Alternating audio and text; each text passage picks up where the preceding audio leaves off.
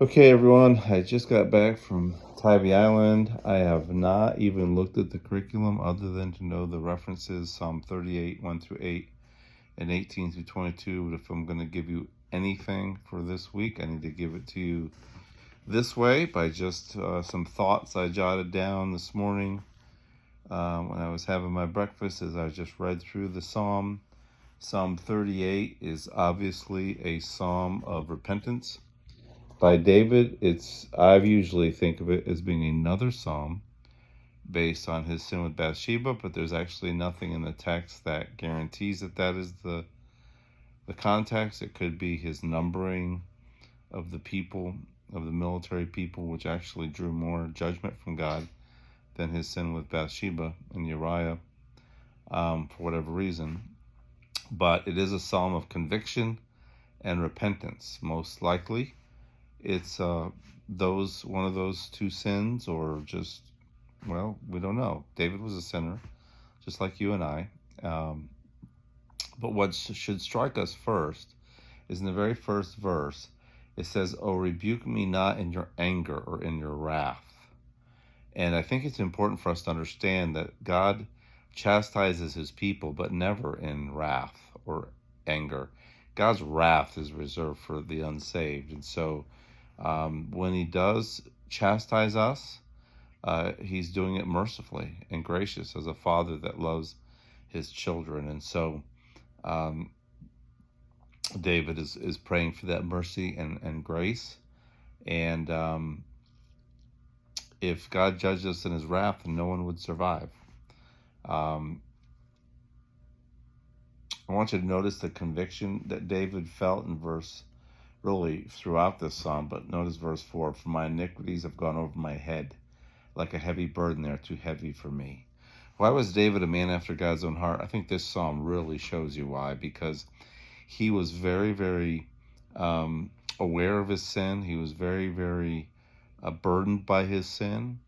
The time when he was kept silent about his sin, that's kind of how I feel. This psalm demonstrates a time when it seems like he was silent for a little while. The burden of his sin, the guilt of his sin was heavy upon him.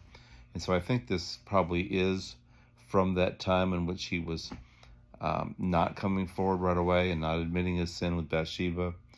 Um, and notice he describes an illness. His wounds, verse 5, stink and fester. He's utterly bowed down, verse 6, and prostrate. His side is filled with burning, verse 7. He's feeble and crushed, verse 8.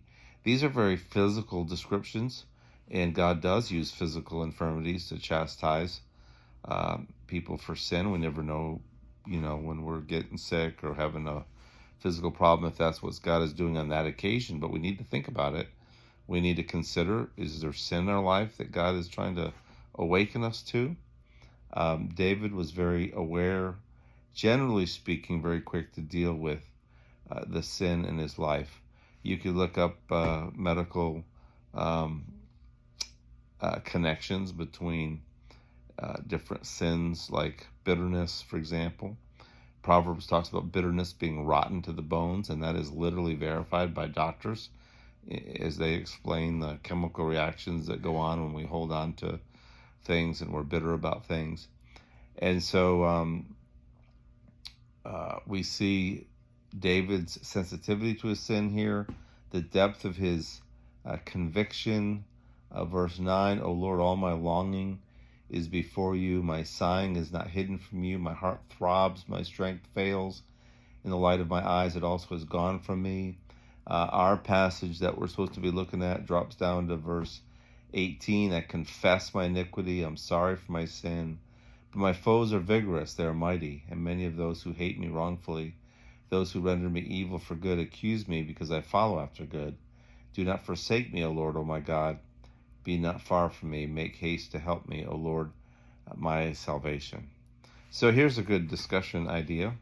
Can you think of examples in the Old Testament through David's life where we demonstrate a real sensitivity in his heart to sin, where he's really pricked quickly about something that a lot of people would not even consider sinful. I'm not going to give you the answers to those.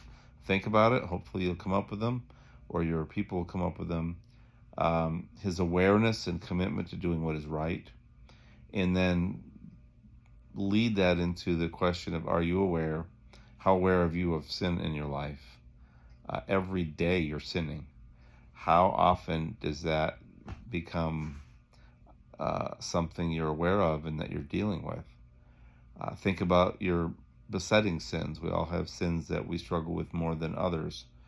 How can we stay sensitive to sin? What will keep us sensitive to sin?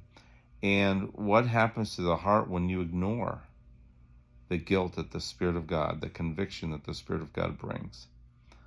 These are all good things you can discuss with your class. Verse 18, we see true sorrow and repentance for his sin. Notice there are lasting consequences for sin. When David talks about his foes, they don't care if he's repentant. They don't care if he's forgiven.